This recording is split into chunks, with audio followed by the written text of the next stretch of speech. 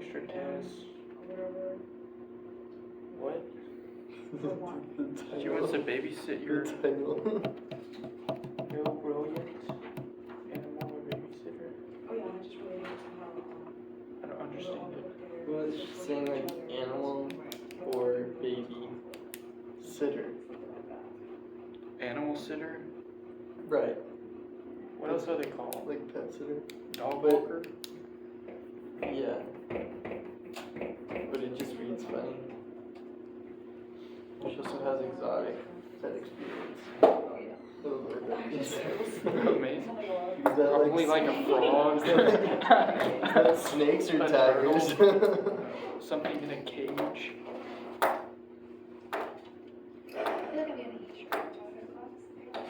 Get my car. Instantly red. It is so hot. It was nice this morning. Oh, it's fish. I know, I was like, oh, I should have brought like a light jacket. 2 hours later, burning outside. Never mind. I wish it was as nice as it was. It was great. That was a good, like, good 67 degrees this morning.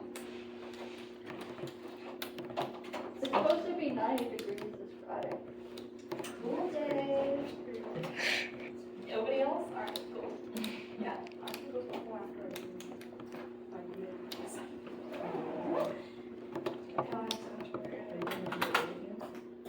What is this thing?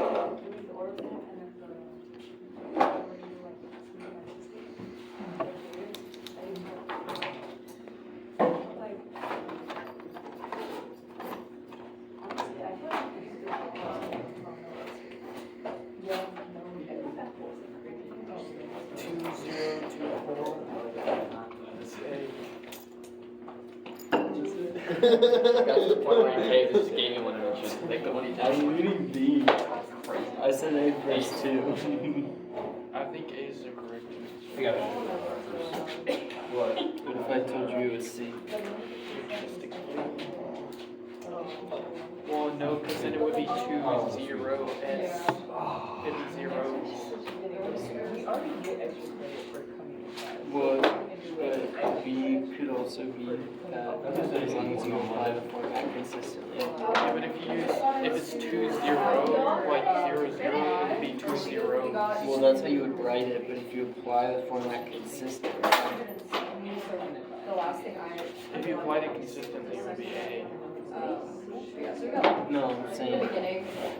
as long, it could be B as long as you say that you're not gonna write the large version of the word. Well, then it's just a singular.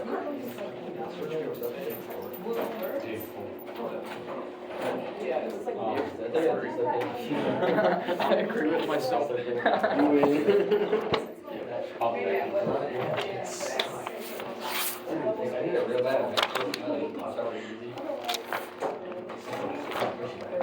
Mr. Brighton, are you going to the philosophy club meeting? Tonight? You should. What's happening? What do you mean what's happening? I'm sure you got the email. I didn't look at it. What's happening? Are you coming? Carry on this topic. I didn't know that's your name.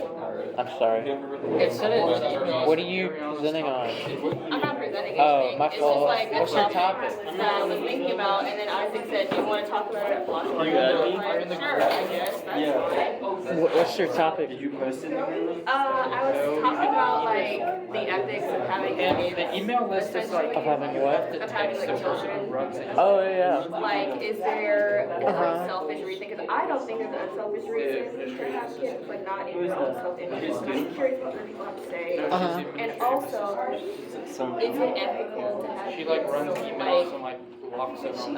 considering the state of the world, the environment, you know, violence. I don't know. Just what other people Yeah, think. no one puts hmm it. That's a good You topic. never responded. I've thought about that a good bit. It's what no I don't one. know. Oh yeah, but I was Because like talking every about person what asks, they're Isaac like, I don't know. said. So I'm like, no one Just because I read the most recent. I think it depends. I read the previous Like, I don't think there's no value. I mean, it's Because you need to have some, like when we're dead as fuck and I like don't, everyone else is like still here, and like someone's got to fix it. Like I think Oh, so you want to have kids to put the I think- burden of fixing the no, world on no. I think like if like hypothetically, if everyone stopped having kids, eventually there'd be like no one to like. 27. Oh, I didn't even I don't think that's ever gonna happen. It's crazy. But, you know, Exactly. I'm I don't think it will either. I'm just saying, you know. No, I read it. I just didn't remember. Yeah. I don't know. Yeah. I think that it sounds like I'm advocating for eco-fascism. Next topic. Is it ethical to have children given Yes, I should have sent an email out. challenges they're likely I sent it out, right? Yeah. There was topic, yeah. Oh, I didn't see that. Yeah. Did anybody fuck around with that app? And make any songs? busy? I was busy reading. Oh, okay. What's up? And a little bit of I swapped open and I was like, oh, So you're in. for into Buddhism So you're in Buddhism and and philosophy, sexuality, and gender and Hannah Arendt. cool. That's perfect. That's awesome. So you're basically in. Is that all you needed? One more. One more. Okay. So what gives you? Then I can send you this email. What's this word? This word. Oh! It's at 9. Oh, that's weird. I guess you confirmed it. But but the ones in Ireland would be on. What time is philosophy club? After this class, Okay. 7. 7. Yeah. What do you mean? Figure that out. I wanted to go to Oh, Doc. did you have something to do? Yeah. Did you get the email Yeah. for tapping tomorrow? I wanted to go to Dr. Eaton's thing tonight. Oh, his AI. His AI talk. I didn't even think of that. Did it not? Shit. It's so over. Would you rather let down Dr. Eaton or Ariana? Yeah, I don't know why Dr. scheduled his things. I don't know if I'll go tonight. I'm conflicted because there's two things going on at 7, and I want to go to both. The AI. Yeah. Sounds like you need a time turn. TBH. I like. If that lawyer comes in I don't with know. AI talk, I feel like I wouldn't get my mind blown up with talking. there's a professor, she used to be a lawyer and then she turned into a professor in a presentation. Oh. Just have Okay, her reciting I'll her just do sources. that. And like, she'd have a picture on the screen, like this picture is from blah blah blah, and then she described. Yes. When were you able to? I got the message. Today wouldn't have worked. But tomorrow I will be free in the afternoon. I have a dentist appointment in the morning. You know what's crazy? This Okay, yeah, we'll talk about that. That works. Burning Swamp on Friday. The what? A poetry reading.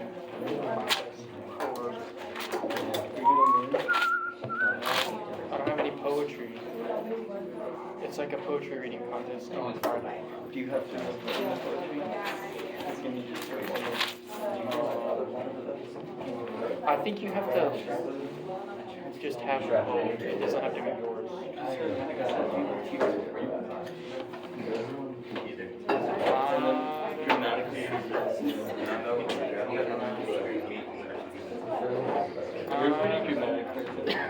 Not at reading though. Reading is like. Yeah, how do you read dramatically? I feel like it's like the easiest thing to do. And indeed, I said, I also recognize him many other. No, you can dramatically act. You can't dramatically read. Ooh. What is dramatic? Congratulations, man. Thank you. Reading words. When you memorize the lines in advance. You can memorize the poem. I don't know. I don't want to corrupt your mind. Which, according to Socrates, is what happens. I agree.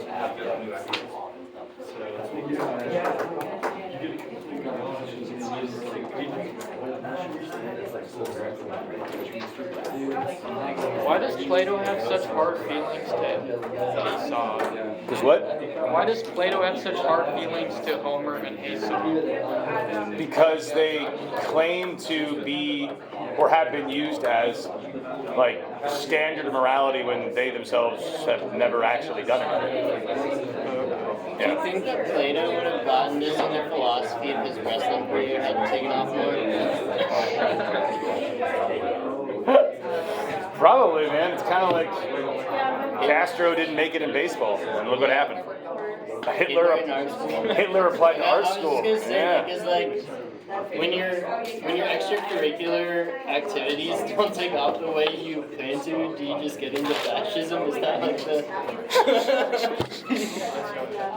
the pipeline? When your kindergarten teacher.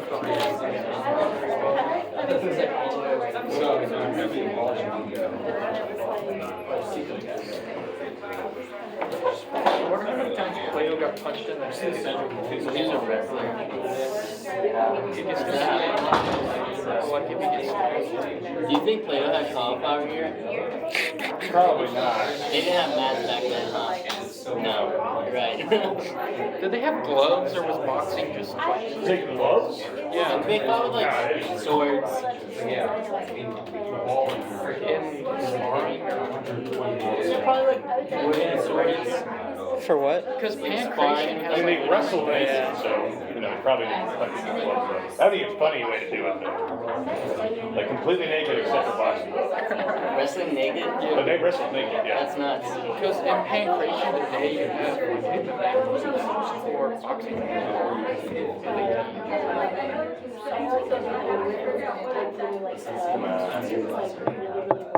Give me 1 second, everybody. Do you think Plato really would have cared about all this philosophy stuff if he had seen like UFC 300?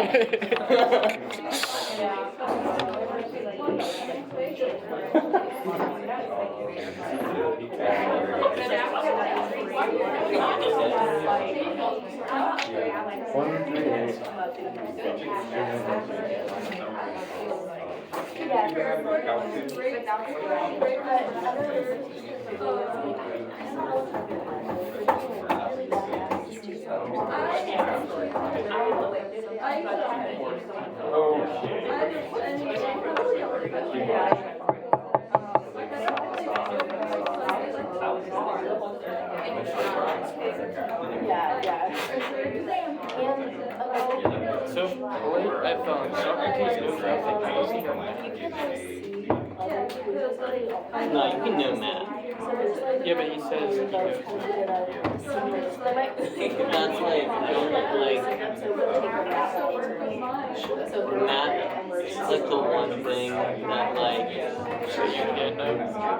yeah, like I don't think I think that's like implied that it's not like part of the purpose. I don't know if he uses it for What? like with the calculation. So, I made a song about, I've been fucking with this for a lot, because this actually goes what we talk about today with like what imitation actually is. So I typed in a singer-songwriter song about Cinnamon Toast Crunch, and we got this. Wait, start over. Sunlight creeps and tastes so sweet cinnamon within an empty bowl waiting to be filled with memories of warmth and love. I'm thrilled. The crunch of This is a commercial for sure. Like, swirl of spice cinnamon toast crunch, a morning bite. yeah. Each bite takes me back to simpler days when life was carefree in so true. many ways. Listen to this chorus. Cinnamon toast crunch, my morning melody. All of comfort, it's all I need. Taste of each other, touch of nostalgia, country morning midnight. Sweet euphoria. You guys want to try one? So this matters for today's lesson because Plato's talking about like what the artist is actually doing. And he's claiming that the artist is an imitation. When the artist creates a song, or like the painter creates a painting, it's already a copy of a copy, which we're going to talk about later. So this is like the next iteration of that. This is a copy of a copy of a copy. Because that's all AI is doing, is it's copying all the music that humans have made and turning it into something. But the thing is like, I heard this song and I was like, oh, that's what it's like. Make a rap song of Plato explaining Book 10 from his own perspective. A country rap song. I didn't say that. About Plato's Republic, Book 10? Yeah. Okay, about Book 10 of Plato's Republic. We're gonna think it up. I think it's a little. Here we How many go. have you done? Oh, wow. So I was just asking my friends, like, any topics. Some are less. One person said a metal song about leprechauns. That's a pretty fucked up song. Visions of Utopia is now the name of the song. Maybe it doesn't know what Book 10 actually is. It might not be exact, but we're gonna find out. I asked ChatGPT the other day what book it was. Oh, here we go. Let me take you there. Skies bright, the cows wearing plaid. What the fuck?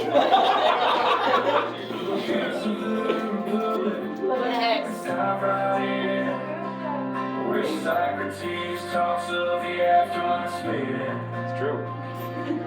The story unfolds about the great philosopher who pondered on the nature of soul's transfer. Ain't you a typical country rat? Don't you swear I'll break this down like a sunset silhouette. Oh no. Plato says I'm on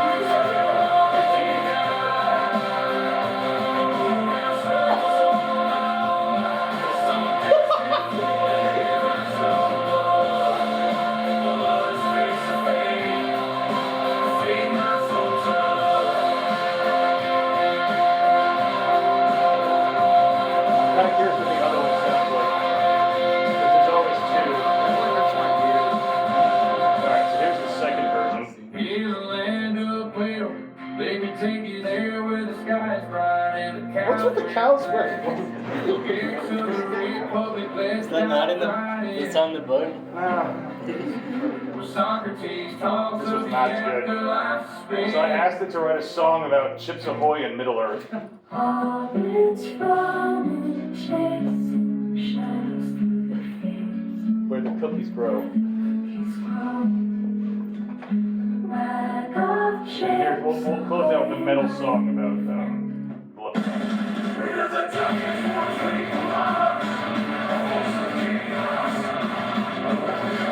Okay, that's it. Thank you for indulging me. Okay, so we're gonna close out, well, at least half of Book 10 today, but we're gonna talk about that kind of thing because I think why I've been so fascinated with this software is, well, one, I'm horrified. But two, it really is bizarre because what it's doing is it's just sort of taking everything that we have done in the past and it's giving us and it's just, I can't really quite put my finger on it, but it's bizarre. So the issue is for Plato, right at the beginning, 595 in this E, that art is simply imitation. Oh, where's my pencil? There it is. Sorry, buddy. Can you grab that for me? Yeah. Thanks. And what he means by that is he uses this example of like someone building or painting, right? So he says like the painter is going to paint, let's say they're going to paint that chair, right?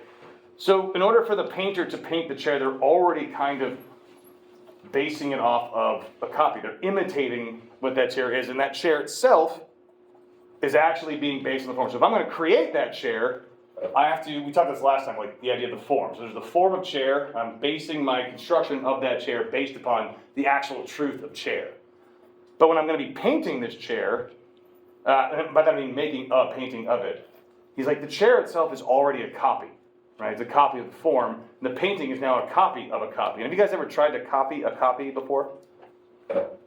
Like with a stencil.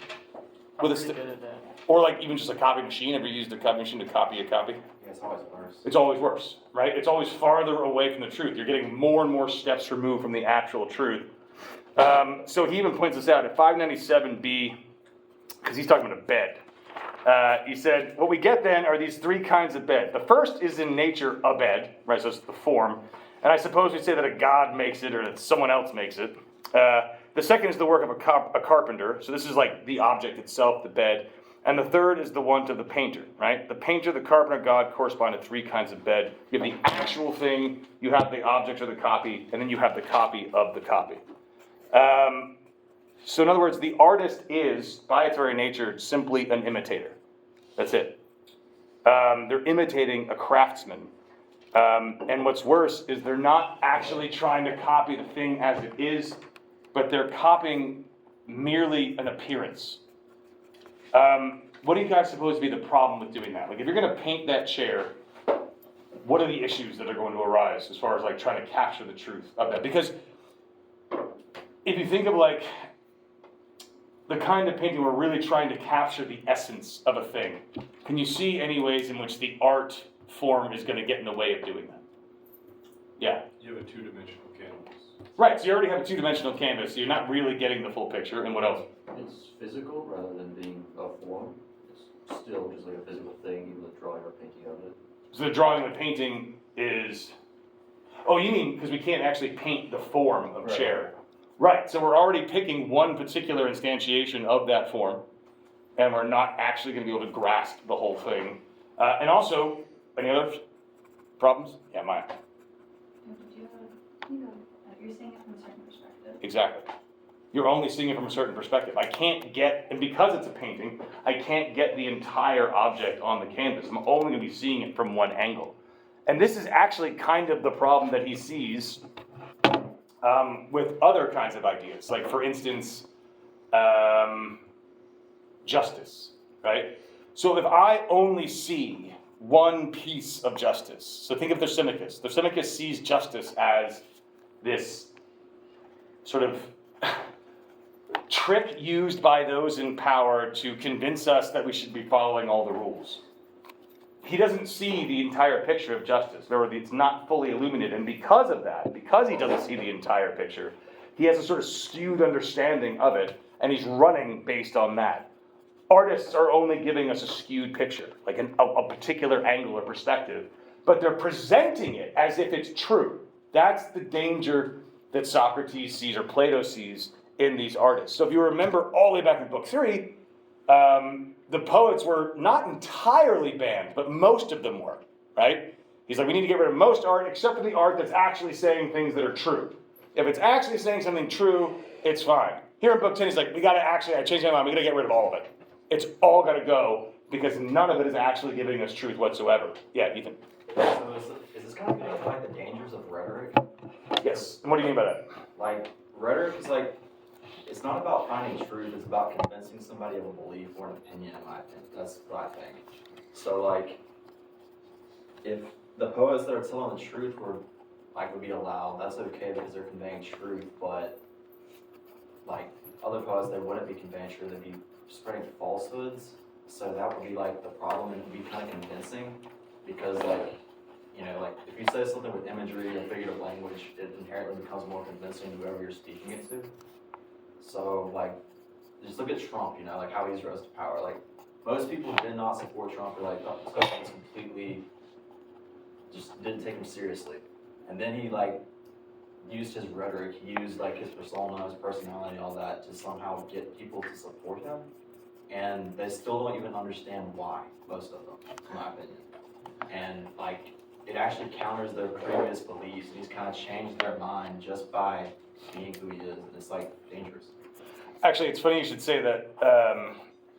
Plato talks about something similar to what you just said. So, in a dialogue called, well, it's barely a dialogue, but it's more like a rant, called the Menexenus, which is a little tiny dialogue that no one ever reads.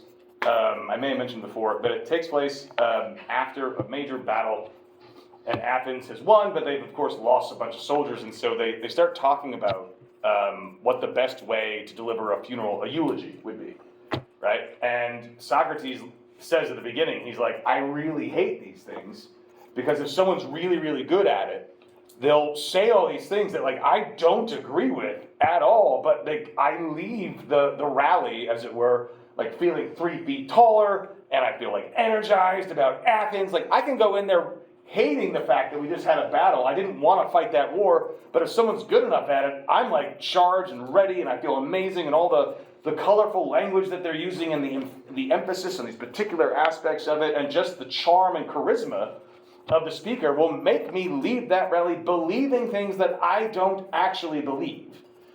He describes it like, it's almost like they're casting a spell on you. You're like enchanted by the words, and then as a result of that, you end up doing things that you're not really, your rational side, if that was still working properly, you wouldn't ever have been. So in other words, what I'm looking at is, there are some people that will listen to Trump talk, or Biden, actually I don't know anyone who listens to Biden talk and go, yeah, that's right, you got me, man. I don't think Biden knows what Biden's saying anymore. So Hitler's the same way too. So. Yeah, no, exactly, right? So some people can listen to Trump talk like me, and I'm just like, I don't believe a word, it just has zero effect on me, but other people somehow are like transported by it, right? Just like when Kennedy would give speeches back in the day, some people would hear Kennedy and go, wow, and be mesmerized, and other people listen to Kennedy and go like, that guy's gonna destroy our country. Like, it depends on what sort of notes they're playing in a way, that it kind of affects certain people in certain ways. And another thing you said that's actually really important for this too is this idea of truth. So on my reading of Plato, even though Socrates is here at the end of the Republic, so it's this sort of big closing section, he left it for the end, right? The importance of banning all the poets. It's not because the poets are necessarily saying something that's false. Yes, it is an imitate, like when he's talking about mimetic art, right? So like the painter painting, because in other aspects, other dialogues, when he's approaching this idea of what the poet is saying, he's pretty clear that the poets have the capacity to speak the truth. They do, if they are divinely inspired, right? So if the poets actually are in communication with the gods, then they would have access to truth. The problem is, they don't have any knowledge. So there's a distinction for Plato between truth and knowledge. Knowledge is being able to provide an account of that truth. So the poets, he says on a number of occasions, so in the Ion, for instance, another dialogue where this very famous rhapsode, a rhapsode is somebody who like shows up to town and just like gives performances of Homer, right? And Ion is one of the most famous rhapsodists. He's very, very, very good at presenting Homer, since we're on this topic here. And Socrates walks up to him and says, like, you must really understand Homer because you perform it so well. And he starts asking him questions about some of the virtues and values that Homer is like putting forth, and Ion has no idea how to answer these questions. And so Socrates kind of says, like, Ion, the character, seems as if he's divinely inspired. He's able to talk about things and create emotions in other people, even though he has no idea what he's actually talking about, right? And even if Ion was in possession of the truth, the problem is, and this is the issue here, and why it's probably just better to get rid of all of it, even if some of the poets have access to truth, is that we, because we're not all in communication with the gods, we can't tell the difference, right? So without an account, without knowledge, the problem with poetry, do you guys read poetry? Anybody here read poetry? Right. So, have you guys ever read poetry and then you ever read a poem and you're like, wow, that is dumb. I have no idea what that said. And someone else is like, that's like one of the most famous poems of all time. And you're like, oh, I guess I'm dumb. Right? So like, if we don't ourselves have an understanding of what's going on, we're really bad judges of things. And we let our emotions kind of take us away. Like this, right? That's a song about Cinnamon Toast Crunch. It's gorgeous. right? Makes me want to go buy Cinnamon Toast Crunch. But does that AI have any idea what Cinnamon Toast Crunch is? Or nostalgic mornings of childhood? None. And yet, able to create that feeling in all of us, even though it has zero understanding of Cinnamon Toast Crunch. That is horrifying. That is a perfect example of what Plato's talking about. What do you guys think? Yeah. This is a different point. Sure. But I was thinking, do you think this can be seen as like a critique of democracy? This? Yeah, what he's talking about with imitation. How so? So I was thinking like, you're just like, when you paint something, you have a different interpretation of it, and saying that you shouldn't paint things because it gets you further and further away from like the truth, and like democracy is a problem because people have so many different like ideas that it causes chaos and conflict. Oh, so insofar as we're introducing like artistic representation, we're just bringing in more and more perspectives Yes. and getting farther and farther away from the truth, is what you're saying? Yeah. I mean, it could fit for sure. I think he would probably say, yeah, I mean, this is sort of a similar idea that we want to get away from perspective. Because perspective implies like the sort of Pythagorean approach. So Protagoras is a sophist who said man is the measure of all things. You may have heard that before. And so in that sense, like for Protagoras, anything that I experience is true for me. So like if I say cheese is bad because it tastes bad to me, it is 100% true that cheese tastes bad to me. There's nothing you can say to change that, right? And so if I'm creating, this is how I see the chair, right? So if someone comes into the room and says, well, this is how I see this particular political issue, right? It's like, well, it doesn't, you're looking at it wrong. It's not really about the way that you're seeing it or your perspective on it. We're trying to get to the actual truth, and this is sort of distracting us away from that. Maybe, actually. Yeah, because not only is then, think about this, not only is the painter creating the painting, which is already a perspective, but now we're looking at the painting. And everybody goes into the art gallery and has like completely different points of view on the artist representation, which itself already a copy, and now we're talking about all our varied perspectives. So yeah, it actually kind of works. That's pretty nice. Did I ever tell you guys about my friend, the artist? She's actually pretty successful in New York, and she was tired of critics and talking about her paintings, having no idea what they were talking about, so she just painted an entire canvas with a roller red and hung it amongst all her other paintings. And that one, they were like, it just represents angst and the fear of loss. And she's like, no, I just did red to piss you off and to laugh at you, pretty much. She's like, art critics are dumb, right? And that's the problem, that we're always trying to find meaning, and it's supposed to present some kind of meaning to us, and there's this sort of myriad of perspective. Yeah, I think that's cool. I think that is, yeah. Because you said that like this seemed random to at the end. Like I'm wondering if maybe he had an intentional connection to something else. Yeah, well, it just seems like, I mean, there have been articles written, because if you guys notice, book 9 ends with answering the question, right? Which is why it's better to live the just life than the unjust life. And then not only do we have this sort of tangent about art and the sort of problems that arise, so like doubling down on kicking out the poets, but then it ends with a myth, right? Which we're going to cover next week, right? So he's like warning us about like falling into like these Homeric like writings and the Hesiodic writings and like trying to find all of our truth through mythology, and yet he ends his own book and chapter warning us about that with a myth about the afterlife. It's like, what's going on there? Why is he doing that? So that's a question I want you to like sort of ask yourself. So I say this because we already end the political side, and then he kind of comes back to this. But I do think you're right. I do think there's something to that. Any other thoughts? Yeah. Did Plato ever write anything where he said like, "This is me, I am Plato," or was it all like? No. Well, not in dialogue form. So he wrote a series of letters. We have a few of them. One's called the Seventh Letter. That one he's writing. Like I'm Plato? Well, he doesn't say I am Plato, but yes, it's like in his perspective. Hey guys, it's Plato. Yeah. What's up, everybody? Just got back from Syracuse. I want to read that. Like his bored journal entry. Just like, oh. So, And then one of the problems a little bit further down here on this point, one of the problems he points out with like when he gets into poetry, because he starts with painting as an example, because I think painting is actually a really, really good example of showing what he means by like a copy of a copy and this problem of perspective.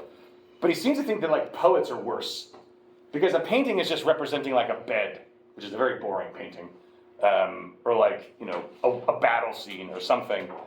But we're not really getting any like set lessons when we're looking at a painting, right? There's no message being told to us directly. But with poets, though, we're given a whole lot of imagery and a whole lot of instructions on how to act in different circumstances, in different situations. And people historically at this time. So Homer, just so you guys know the timeline here, Plato's writing in around the mid-300s BCE, and Homer's around 800, right? So Homer's like 400 years or so before. So for generations and generations, Homer is seen, and Hesiod are seen as like these standards upon which a lot of these societies are at least claiming that they're sort of building their moral systems from. But he says, you know, I want to read something here at 599C.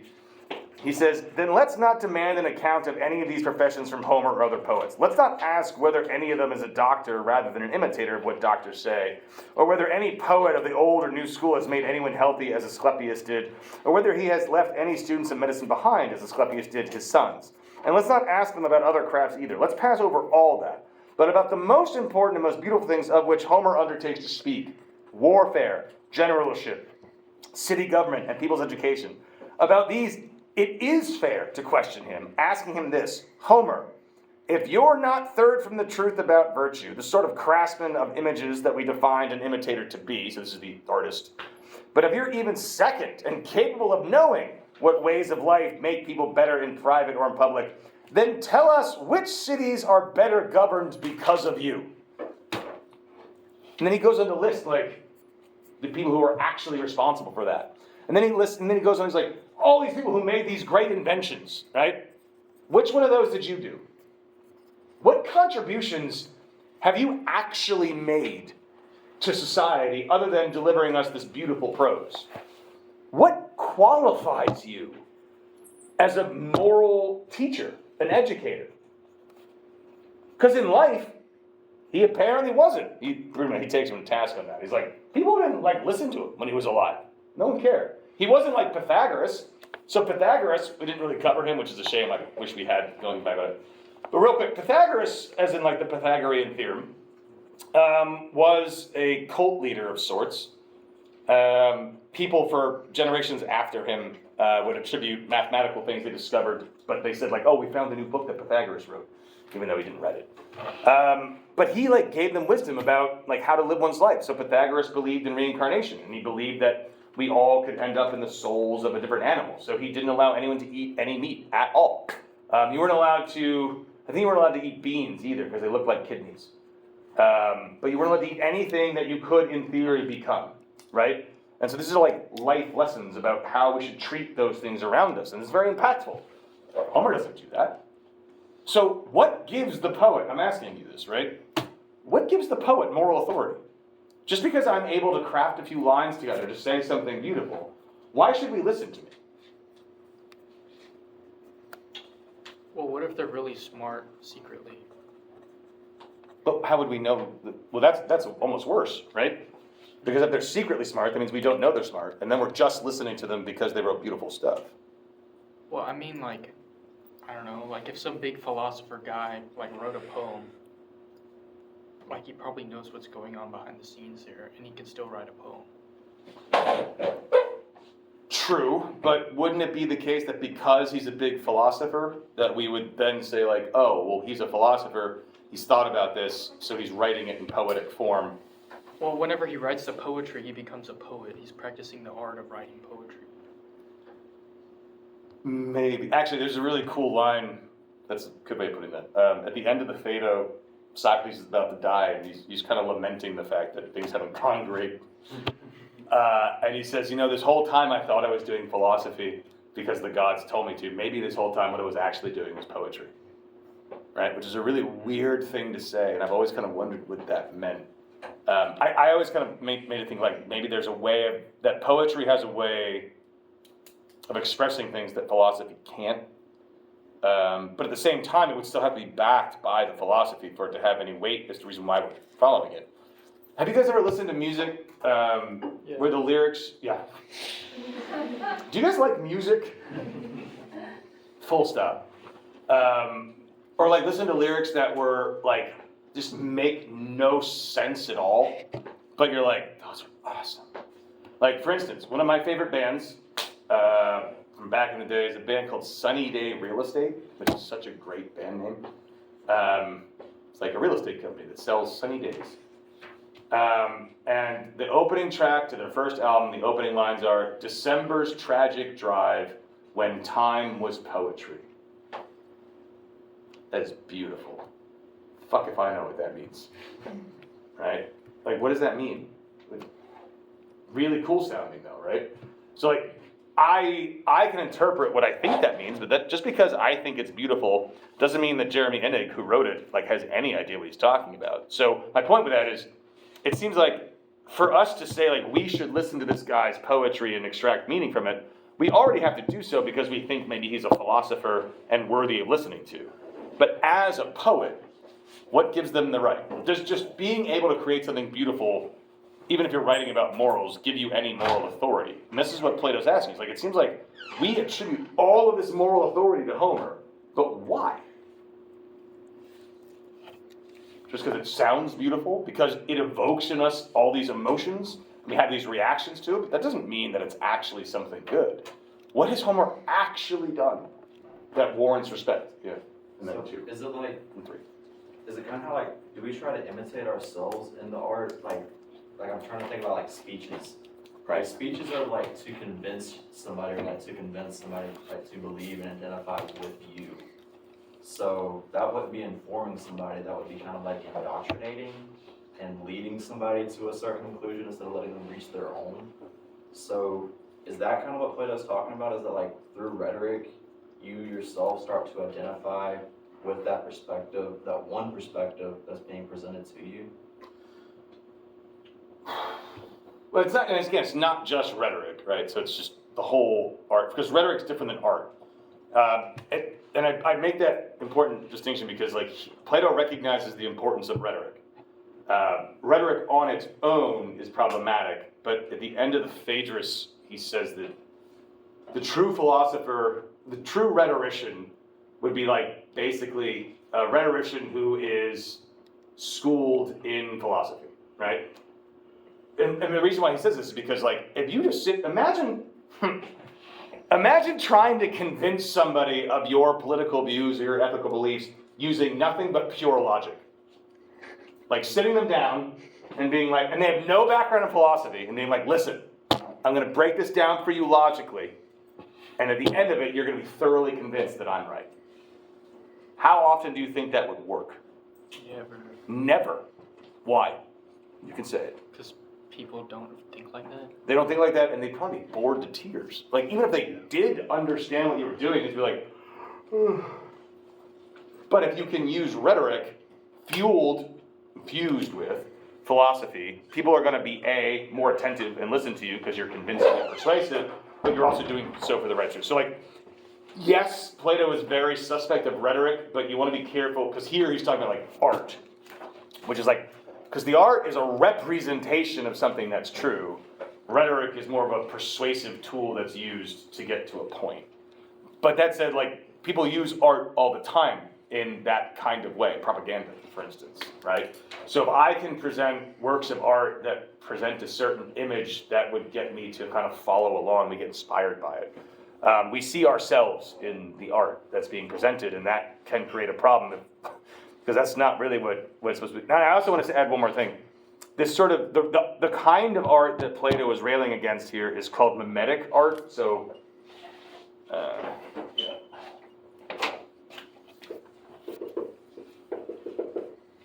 So mimetic art is imitative art. That's just what that means. Mimesis in Greek.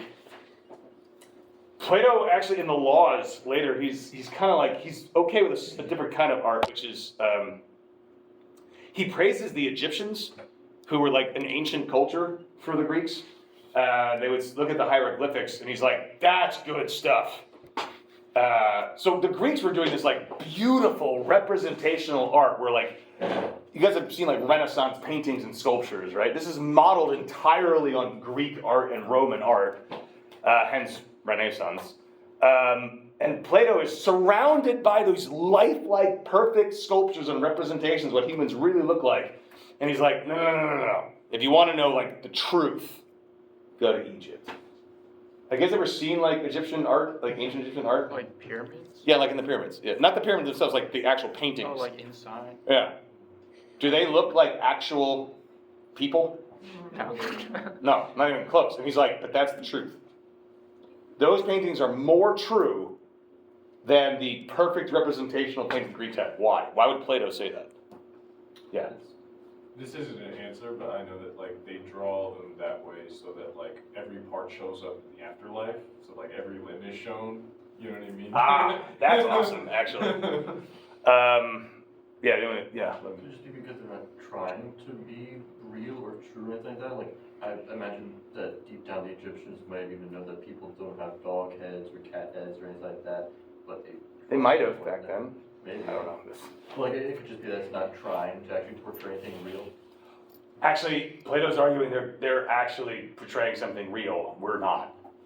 Yep. Wasn't it something about them being like mathematical? Like they're all like perfectly angular or That. something? Remember, when we're painting so the human being that exists is already a copy of the form of human, right? And I paint them, I'm trying to represent as best as I can something that's pointing in the wrong direction, right? It's pointing to the earth. It's pointing what's down here. Whereas the Egyptians in their painting, those things, if I look at them closely, what's it make me think of? Math. Universal truths. By looking at those and contemplating them, I'm actually pointed towards the forms. By looking at a painting that we do, I'm actually pointed towards the ground. Right? So Plato's, and then also in the laws, we're gonna have choruses, and everyone has to sing. Whether you're good at singing or not, you have to. And the songs we sing these songs that are in perfect rhythm, and they're in perfect harmony, because by doing so, it'll get us thinking about mathematics, and that'll get us thinking about the forms. So if we do art properly, it gets us thinking about universal objective truths. Whereas if we're doing art the way we're doing it here, in this mimetic art, we're getting farther and farther and farther away from the truth, even if it looks lifelike. Because life on earth isn't the truth. Yeah. Does that mean that Plato might favor something like architecture, something that, like my mom calls it straight line art? Would he favor something like that over like a traditional painting or something like that? Not really. Because it depends, because he would really like a building that was a perfect square or cube. Right. Not so the Acropolis though, right? So the Parthenon on top of the Acropolis. If you look at that, it looks perfect, but it's actually an illusion, right? The appearance of the Parthenon isn't what it actually. It's designed in a very specific way to present the appearance in a certain way that's actually not real. So for him, the perfect building would not be pretty at all. We'd like measure and go, wow, that's a perfect circle. Holy shit. Yeah, but like architecture, like sketches and things like that, drawing where how they're using like compasses and rulers. Sketches no, because the sketches are trying to represent. Are you talking about like looking down at or are you talking about like here's what the building's going to look like in a drawing? Yeah. No, because we're trying to present something in the world, and it's deceitful because it's using lines and perspective in a way to present something that actually isn't. Yeah, he's trying to get us away from that.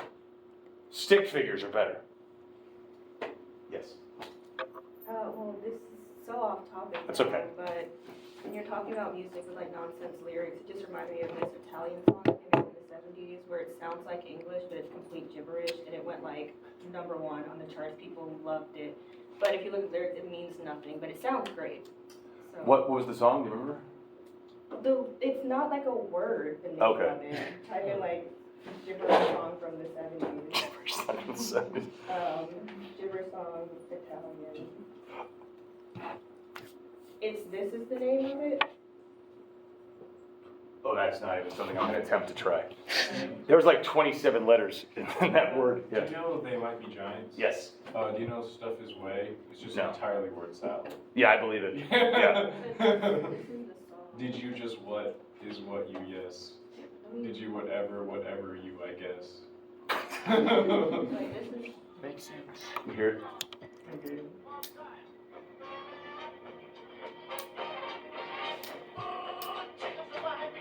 That's what Italians say. Oh, you gotta love the 70s. That's awesome. Yeah, they have too much coke. It's all. There's a lot of cocaine in this video. Oh, there's so much cocaine. But like, it was like a hit everywhere. People loved it. Of course they did. You know. Exactly. So to build from this, though, I want to actually ask this another question that Plato kind of points out. If you guys were to make a snap judgment, would you think that most poets are actually virtuous people or not? No. Why not? That was a really good reaction. Hemingway. Okay. Just one. Well, no, I just think that's the first thing that came to mind. It's a terrible fucking human being. But goddamn, can you write a book? I think they're cats. Yeah. Untroubled people make terrible art. You said what? Untroubled people make terrible art. Yeah, that's Great math I though. feel like that's not fair. Great what? Great math though. They do So- great, they do great math. Untroubled people make great math. That's a t-shirt. No, but we often say like, well, so take Hemingway, right? What was the thing where like someone asked him to write like the saddest sentence in the world? What was? Yeah, Baby shoes. Baby shoes for sale, never worn. Right, something like that, right? That's horrifyingly sad, right? But like, so the argument is like, in order to really be able to touch like all of these different human emotions, you have to like actually plumb the depths of them. You have to experience these things. You can't limit yourself, blah, blah, blah. But at the same time, if you're gonna be some kind of moral authority, Plato himself says, right? So like, the people who are truly virtuous or just, they do not have to themselves commit injustices. In fact, if they commit injustices, it's going to prevent them from being truly just because that stains your soul, right? This is different, he says, if you remember from the doctor, like this is, I found this really funny. He says, the best doctors are the ones who have had all the diseases because they actually know, like when you're talking about the symptoms, they're like, oh yeah, I've been there. I know, right? But he's like, but it's not the same for the person who should be like the moral beacon because they, in experiencing or committing injustices, they're staining their souls and preventing themselves from becoming that person. So like, if we recognize that poets, because they've had this heartbreak, because they've had maybe rough lives, or they've done some terrible things, and they can write in such beautiful ways because they're troubled artists, maybe they shouldn't be the standard that we're following. Does that make sense to you? Like, we sort of look at them like, wow, this is really beautiful, and it's touching on some emotions, but like, maybe we shouldn't be reading this. Maybe this is staining us. Maybe this is affecting us in ways that we really shouldn't be allowing it to affect us. And they're not even talking about the right things, and they're appealing to the wrong side of our souls. If we're truly going to live good lives, we have to do so through our rational capacities and our reason, not our emotions. The main theme of this, remember the tripartite soul. What do poets appeal to? Our emotions and our baser appetites. They make good math, the untroubled people. Why? Because of pure reason, right? It's not sexy, it's not exciting, but it's right. Yeah. I was just thinking, like, some, or a lot of very famous and very good artists are, I don't know if, like, they're bad people in the way that you're necessarily thinking like they're doing, I mean, maybe they were, but also a lot of them were bad in the way of, like, I guess societal standards. Like, some of the best artists that and poets that you love are, like, maybe queer people who were illegal for the time. So that, like, their circumstances pushed them to have that outlet of making art to express themselves in ways that they couldn't based on the, like, what's around them. No, good. But for Plato, that would still mean that they were exposed to harm, right? So for Plato, we didn't really go over this because it wasn't really in the Republic, but if somebody is harmed, it makes them a worse person. Yeah. Right? And so somebody who's facing that kind of societal like rejection or even oppression within is going to be harmed. Yeah. It's going to harm your psyche. And so for Plato, even though that wouldn't even be their fault, that is not exactly the kind of person we should be following. I wasn't saying that like you should. I was just saying like maybe like to shift the perspective of how we're viewing like what like kind of bad they are, because it seemed like everybody was automatically being like, Oh, they're just terrible, mean people. yeah. And they could be just harmed by society, but still, they're coming at it from a position of hurt or pain, and not even the right kind of. And so it's going to warp the way that you see the world. And again, that comes back to this idea of perspective. So yeah. And then Jim, you had your hand for a while. Yeah, I was just basically thinking about like the idea of knowledge, and a lot of ideas came up, especially from book 6 with this book, with whether or not we should teach people, you know, what happens when you don't teach certain people things, like the very things that could be good could also be evil. And I was just wondering, like, I thought of the myth and metals, and it reminded me of Homer, because it was, I don't know if it's the thing that we're not demonizing him, the thing that we're calling attention to as a negative, if it's the way that it's conducted or what's being said, because with the myth and metals, it recalls a lot of the sentiments of like Homer's form of mythology, you know what I mean? So I wonder if it's, like, what line are we drawing, because it seems there's a lot of like crossover, and for the purposes of the perfect city, it's still kind of committing this same type of rhetoric and saying, oh, it's a lie, but it's a noble lie that will pass through generations, which is Homer. So I'm like, what's the line? Sorry. No, that's good. I mean, Plato is using this throughout, right? He's consistently using the very things he says we should, and even just like take a step back. Plato is writing this in artistic form, right? This is prose. I mean, this is a story. This is something that can be interpreted in a wide variety of ways. And like, if you just look at the way in which people have interpreted the Republic throughout history, some people see it as like the wildest one I read that I just was like, this is completely incorrect. So have you guys heard of Gadamer before? Anyone taking class on Gadamer yet? Okay. Gadamer is one of my favorite philosophers, not because necessarily of what he wrote, because he did write some cool stuff, but his life. So he was Heidegger's student. Like, literally, Heidegger was his dissertation advisor, and he was petrified of him. Probably good reasons. And so for 40 years after he graduated, he never really published anything of importance, and he was just known as like a fantastically brilliant teacher. All his students loved him and had a very happy life. And then around the age of 65, he retired, and then he wrote a book called Truth and Method that came out when he was like 67 that revolutionized the face of philosophy internationally and made him an international philosophical superstar. And he lived to be 102, so for 40 more years, he lived the life of like the professional philosopher all around the world. So like him and Kant, you're always like, because Kant didn't write his first major book, First Critique, until he was in his 60s, so it's like, I got time. Doesn't matter what field says. Yeah, I'm good. But the point is, Gadamer wrote a book on Plato's Republic, where he basically said every single thing that he says about like the structure of the city, the rules and regulations and everything, all of it, the whole thing, it's just a metaphor for the soul. He's not talking about an actual city at all. I'm like, well, that seems like a whole lot of detail on things that, right? So you can interpret it like the pure metaphor. It's like not anything. Other people I've read said everything after the noble lie we're not supposed to take seriously. Right? So like, here's the noble lie. He didn't mean like, and we're going to have this lottery. It's like, no, the myth of metals. It's everything after that is just lying. And so like, there's so many ways of interpreting it, and problematic ways, because then we see that it's exactly this work that leads to a lot of fascist ideals. So if Plato is worried about like the problem of poetry and perspective, and yet he's using a kind of art form that can be interpreted, and his whole goal is to get us to continue the conversation afterwards. So you're right. Plato is taking shots at his own methodology, basically, and it may be the reason. And one of the things that I've always kind of thought is, if when we get later into the dialogue, so you get to like the sophist, the statesman, the laws, they're incredibly boring. It's just people talking, and it's basically, like I said at the beginning, it's just like logic. It's like, all right, I'm going to break it down for you logically. Here's how we define what sophistry is. first we have this, then it's this, then it's this, and then the person he's talking to is just like, yes, yes, sounds good, yes, yes, that's right, of course it is, yes. And like, there's no back and forth, there's no room for like negotiation, it's just, this is the thing.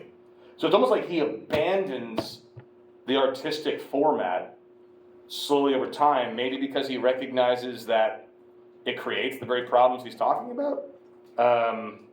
But he keeps it in a style, in a sense, because it's a good way of communicating something to somebody. But I think you're right. I think that insofar as this is presented in poetic form, it can't be knowledge, right?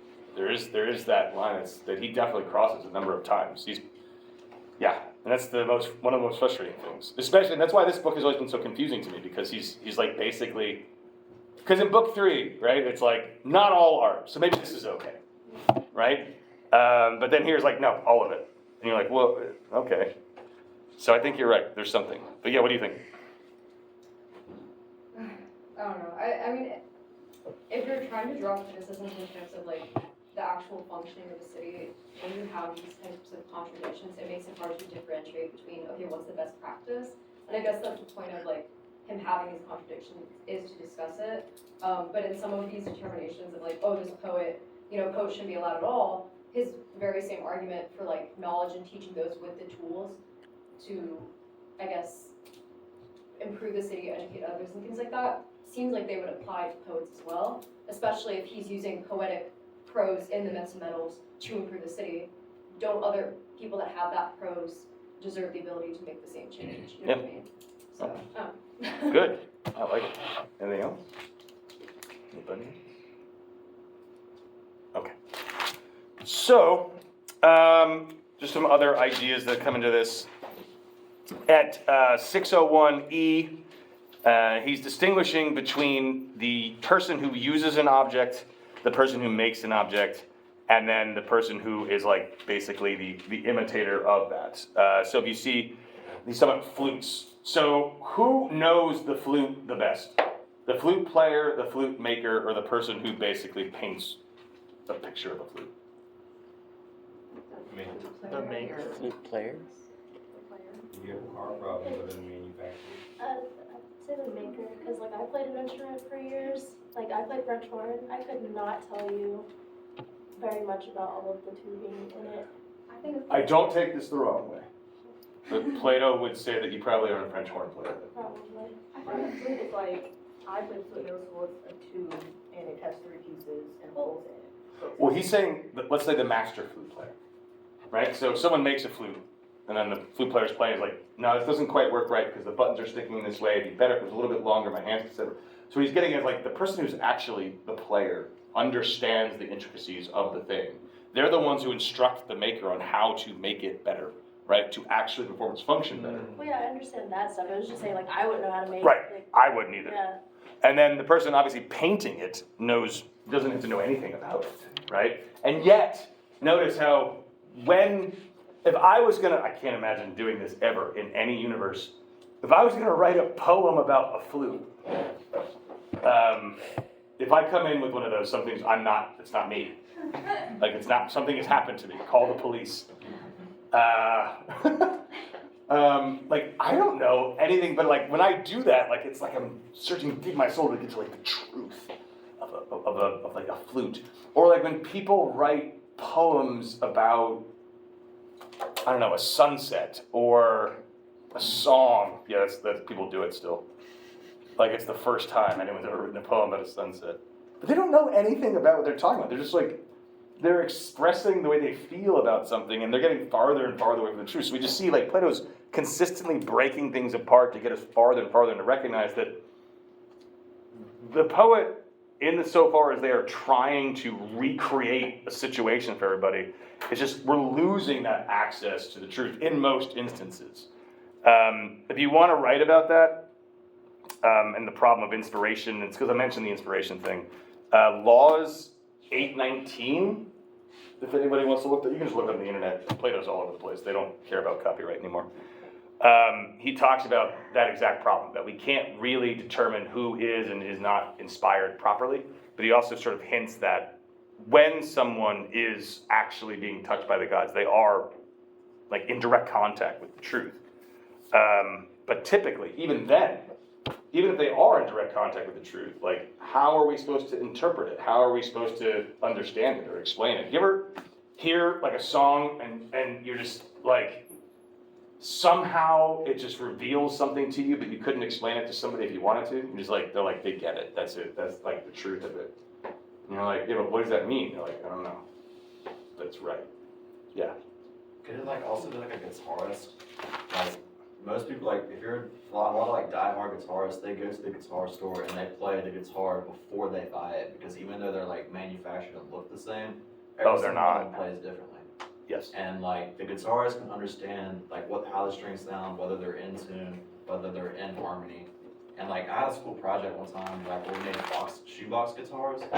And like if you take a guitar like bass level, like box, hollow, you know, fretboard, just like a stick and the strings, you could play that like regardless of like rubber bands and stuff and get noise, but nobody's gonna call that like music or harmony. But same thing with like actual guitars. You can go get a sheep guitar that sounds way better than like a super nice Fender that's been manufactured wrong. Like it's all about how it plays. It's not about how that instrument actually appears. That's true. I'd also add, like, if you're actually really, really good, like really good, you can make a shitty guitar sound good. Sure. I'm not that good, but I've seen people do it, where it's like they have like a $200 beater, and they just make it sound like, because they know how to play it so well. But they're exactly like, if they were to get that guitar picture, like you're gonna want to change this part, this part, this part, this part, and this part. Like, I'm so good, I can make it sound the way it's supposed to, but I know what's wrong with it and how to fix it. Yeah, like B.B. King has a string break mid-performance, and Oh, changes yeah. the string and puts it back in tune while not missing a single chord while performing. That's just a guitarist, you know? That's Like amazing. you can't teach that. That's something that you just have. Well, yeah, probably. I've never seen anybody do that before. I did see Stevie Ray Vaughan switch guitars without missing a note. It's pretty nuts. Okay, so the last thing that he talked about until we get to the very, very end. So I think what we're gonna do, oh, remember, no class, oh, I gotta ask you guys something. Who here wants to do the wing thing on Tuesday? I thought it was canceled. They already put it I up. thought it was last Tuesday. They already said it was canceled? I mean, Yeah. yesterday. They moved it to the following Saturday. I forgot about She this. said too busy. Well, okay, that's news to me. Like in class, like you're gonna bring wings for everyone and we're gonna try all the sauces? Is that what you were It saying? literally said ask Dan Larkin. Shit. For, yeah. Well, next fall, Follow-up email. I'll bring in the old sauces to class if you guys want to try them. You can bring your own wings. I made mistakes last time that happened. Okay, that wasn't the only thing I was going to ask you, or tell you. I had to remind you that we're not having class on Monday. I won't be here. But we are having class Wednesday, so on Wednesday we're going to finish out the Republic. There won't be that much, it's just kind of going through the myth, and also there's a proof for the existence of God. We're not done today yet, there's one more thing I want to go over. So there's a proof of the immortality of the soul, and then there's the myth of and then we're going to have I want to kind of hear what you all thought about either the whole experience of reading the Republic, just the breakdown of the class. And then we have one class after that? Is that right? Yes, So we have Wednesday of next week and then Monday the following, and that's it? Shit. Yeah, it's Monday the 29th. Wow. That's crazy. Wow. What if that last Monday we did a workshop for your papers? To break into groups and you can kind of workshop stuff, and I'll be here. That work? Cool. All right. So the wing thing's canceled, guys. I don't know where you heard that, but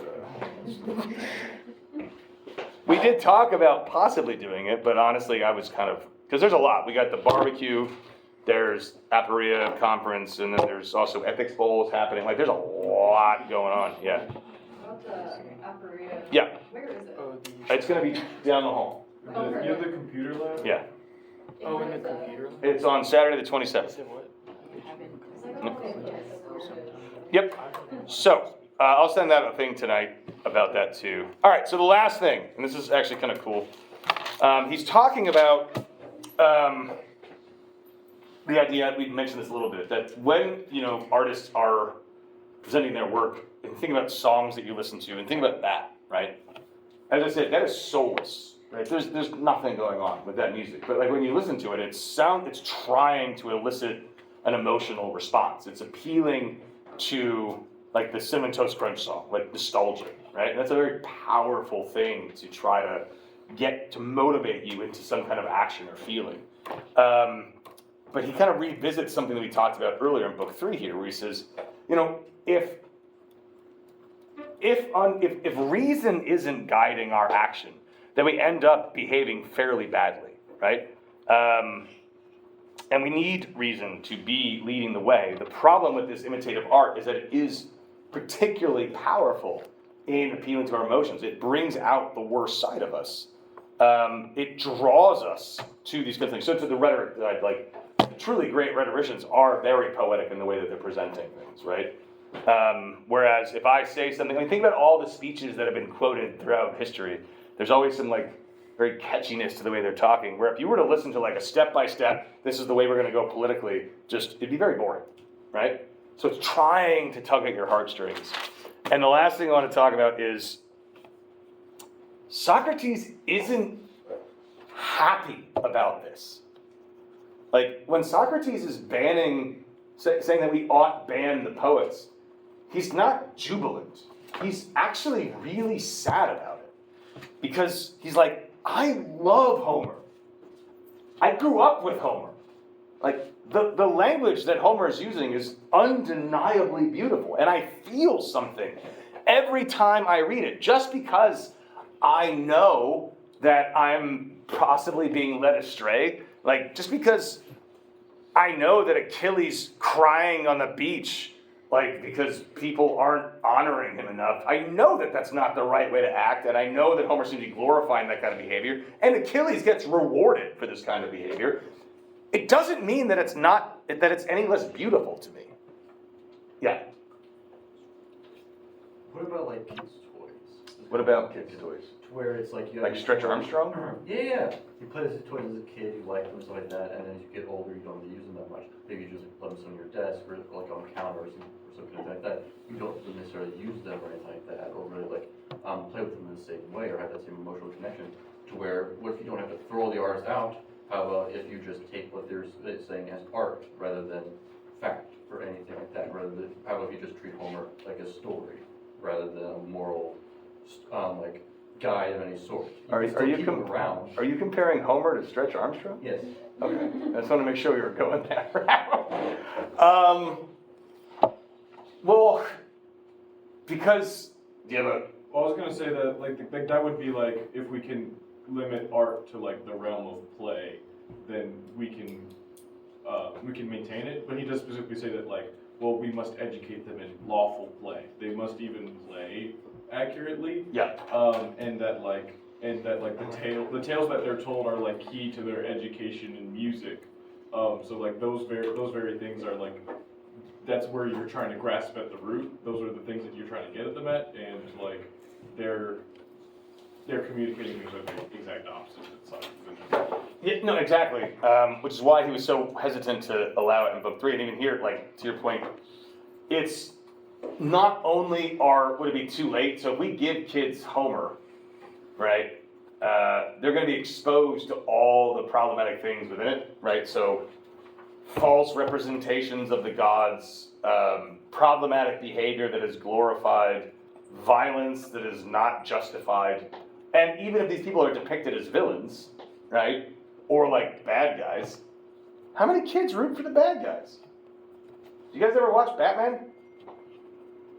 Yeah. You ever see The Dark Knight with Heath Ledger? You know how many times I watched that movie just to watch Heath Ledger's scenes in that movie? It's incredible. To be Right. fair, heroes are really boring. Batman's not boring. Compared to the villain. Iron Man's pretty cool. Deadpool's not boring.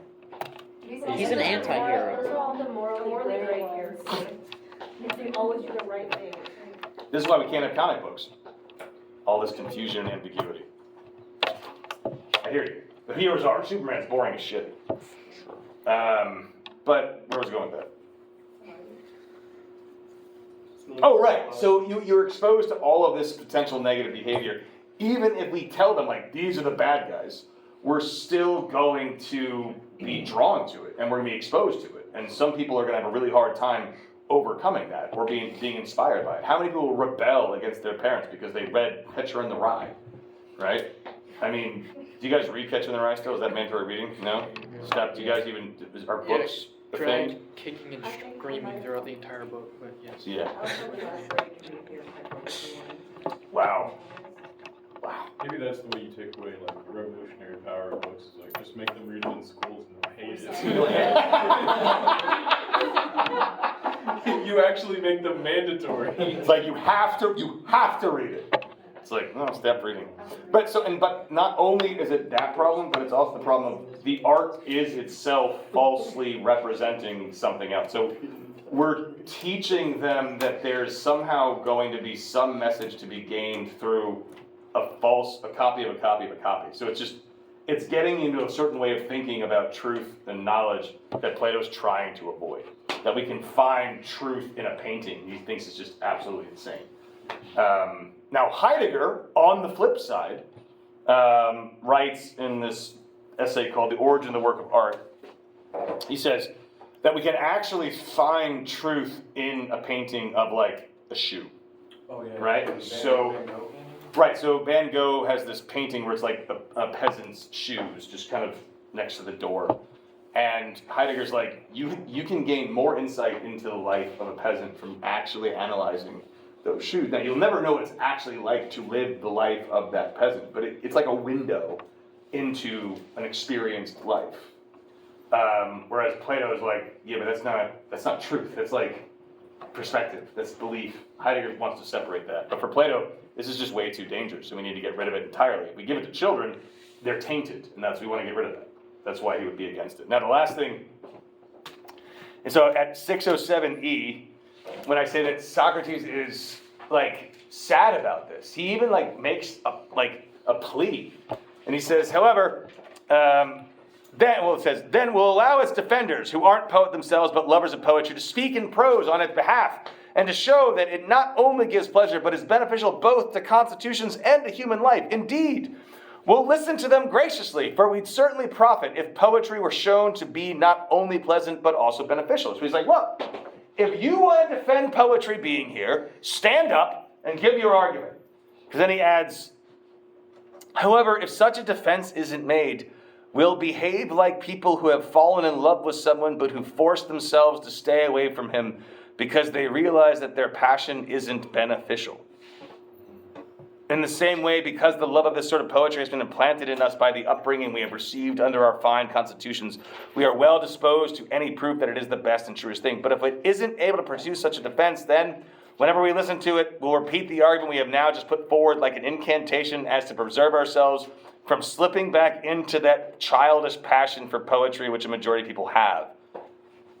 And we'll go on chanting that such poetry is not to be taken seriously or treated as a serious undertaking with some kind of hold on the truth, but that anyone who is anxious about the Constitution within him must be careful when he hears it and must continue to believe what we have said.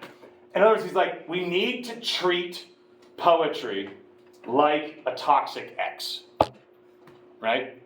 We love poetry. Poetry's beautiful, but it's terrible for us. And so we just need to remind ourselves constantly, every time we hear it, it'd be like we banned music. And you hear a song in the distance, you're like, no, it's bad. Right? Or like when you think about your ex that you know is terrible for you, you're about to text them and you're like, no, and you remember all the terrible things they ever did. Doesn't make them not beautiful, right? So if you see your ex walking by, you're gonna remember that. But the goal is to remember that it's not actually good for us, even if it sounds like it is. That's really hard. But notice how he's like, I would love it if someone could make an argument to make me realize that everything I just said is wrong. But I've never heard one. I've never heard a good argument to defend poetry properly. And so we have to get rid of it, even if it hurts. Yeah. So like, the Socrates not like it because he's concerned about like how beautiful it appears and like the appearance of beauty instead of like beauty itself. Or like with Homer, like he likes the glory, the Achilles and everything, but that's not real glory itself. So is he kind of getting like trapped in how things appear versus how like they actually are in like truth? Yes. So it's a number of problems. One, it's not actually presenting truth, but it seems like it is. And two, it appeals to the more baser side of our soul. Right? Music is supposed to make you feel something. And then those emotions, you know, I mean, think about how stupid it is. We talked about this before, but think about how dumb it is to listen to sad songs when you're sad. Like, when you're sad, you should listen to Motown. Because then you'll be happy and you'll be, you know, upbeat, and you're good to go. But what do? We listen to the saddest song we can find on repeat and cry ourselves to sleep. It's a complete and total waste of time. It's weird. Yeah. I disagree. Why? I think sometimes sad music makes you feel better because you feel like they relate to your pain. Right. But what Plato's saying is it's just a representation. It's like, of course we think that, because we've been conditioned to think that. How? By literally growing up in a society that has a bunch of sad songs in it. When people are talking about their pain and they express that through music. And But we feel shouldn't better let them. because people are empathetic. But we shouldn't let them. Think about all the time that's been wasted by listening to sad songs. If we just didn't have sad songs, Then you'd have to deal with your own feelings by yourself and it'd be significantly harder. no, you wouldn't be by yourself. Like empathy. I feel like the reason we should have art is because it allows people to express their emotions and you can be empathetic with each other. Because sometimes pure reason is not good for certain situations, in my opinion. Right, and I see that, and that's the standard, but Plato is simply saying that it's not always good to experience the emotions to the extent that we do, right? In other words, emotions are typically detrimental and problematic. And so we shouldn't feel, this is why we gotta get rid of it, like, what are we sad about? Are we sad about, like, people dying? Are we sad about emotions relationships falling apart? What are we sad about? I don't know. If your like whole job is, I don't know. I see what you're saying. I don't disagree with you. I love feel music. like it's naive to think that people will never feel negative emotions, even if you do get rid of like poetry. I feel like it fosters empathy in other people when you have like creativity. Okay, I'll give you a quick example. So in Sparta, they didn't have any of this, right? So Spartan, from basically the age of 5 onward, their entire life is just soldiering, courage, glory. That's it. They were convinced and indoctrinated to believe that if someone died in the battlefield, that was like the best possible death. So like when their brothers in arms died, sure, they grieve, but then they also are conditioned to think like this is actually a good thing. So they don't grieve for very long because that's problematic for the fight that you're actually in at the moment. So like these emotions that we experience, what Plato's arguing, and other people have shown throughout history, Plato's arguing like if we condition people from birth to just not feel these ways, or like you're not supposed to feel these ways, we can condition these emotional responses out of people. And they have. Sparta is an example of that. They did. Same thing with, if you look at societies that are just very warlike, they don't write poetry. They don't sit around and commiserate. They just move, and they attack, and they conquer. They just value different things, and so we condition people to behave in certain ways. And so when you say something like, and I agree with you, because I love sad songs. It's my favorite kind of song. That's why I literally asked AI to write a sad, weepy song about Cinnamon Toast Crunch. So it's because we live in a society where that's glorified. Emotions are glorified in our society. Soap operas exist. That's weird, right? But if we lived in a different society, like a militaristic society, then those emotions would be conditioned out of us. It's just a fact. Look at, and Plato's looking at, he references Sparta consistently for that exact reason. I don't know if it's like, how do we know it's like that's how they actually feel, or if they're just doing that because that is the way that they're taught to? Like we don't know how they actually made like feel inside. I guess the argument would simply be like, if they were actually really, really sad all the time, they wouldn't have been able to conquer all the things they conquered. And they wouldn't have been able... Know the word, like set their emotions aside to do what needs to be done, even though they do feel them. I just feel like it would have fallen apart. I don't know, what do you guys think? Yeah. I was thinking about when you brought up music, the idea of catharsis and and like Greek play. So I wonder, I don't know a lot about Spartan history, but I wonder if like the suppression of emotions manifesting in more problematic ways? Like in terms of the actual society, like was there a hyper violence that led to tension? Was there anything like that? You know what I mean? I mean, it's hard, I feel like, but is there do you think Plato would recognize the benefit in things like catharsis when having these emotional responses that relieve stress and allow you to think more clearly after the catharsis occurs? And this could just be based on like, theaters and how we're taught about theaters, so I wonder if that's a value. Aristotle has a whole lot to say about catharsis, and exactly what you're saying. So Aristotle believes that the emotional response that we have to watching like a tragedy or something like that is actually really good for us because it allows us to get this out. So yeah, there's something immediately to it. I think Plato here is also, I'm just speaking in terms of the Republic.